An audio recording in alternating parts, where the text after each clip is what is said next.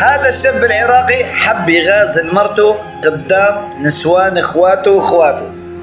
شوفوا لها النظرات، نسوان الاخوة شو كيف عم يطلعوا، هل هذا حسد او ضيقة؟ وشوفوا او عم يفرجوا اخواته انه شوفوا اخوكم كيف عم يظهر محبته لمرته قدامنا، طلعوا لاخوه الكبير كيف بدي يوجه له كلام شيء ما طبيعي. يا ناس والله العظيم ان الانسان وقت اللي بيحب بتطلع مشاعر من قلبه، والله لسانه ما بيلحق، بيحكيها غصب عنه.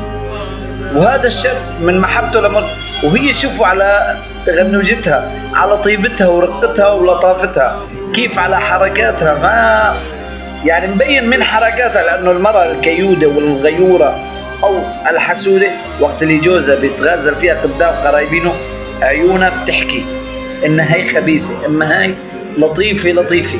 وانتو شو شفتوا بالفيديو؟ اكتبوا لنا بالتعليقات. تحياتي.